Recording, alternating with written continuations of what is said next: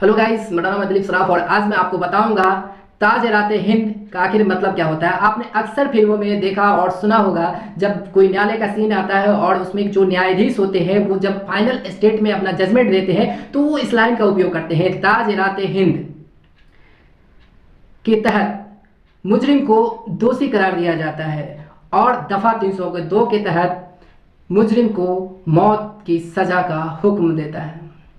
आखिर इस ताज-ए-रात-ए-हिंद का मतलब क्या होता है, आज उसके बारे में जानेंगे। तो चलिए शुरू करते हैं आज का वीडियो।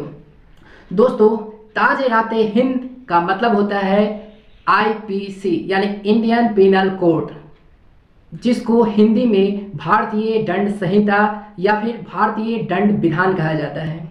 दोस्तों, जब इतना जान ही चुके हैं तो थोड़ा सा और इस आईपीसी के बारे में जानने का प्रयास करते हैं। इसमें जो धाराएं हैं वो क्या है।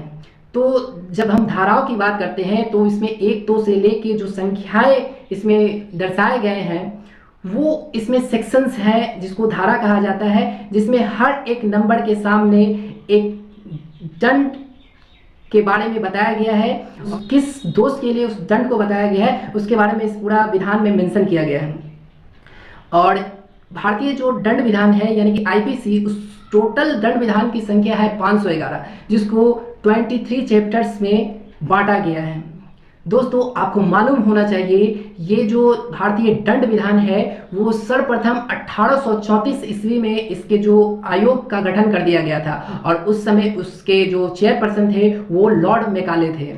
और फिर तब जाके 1860 में इसका पूर्ण रूप से इसको अस्तित्व में लाया गया और तब से आईपीसी की जो धाराएं हैं वो पूरे भारत पर लागू हैं। मेरे प्यारे दोस्तों, आपको मालूम होना चाहिए ये जो भारतीय दंड विधान है वो पूरी दुनिया में सबसे बड़ा दंड विधान है।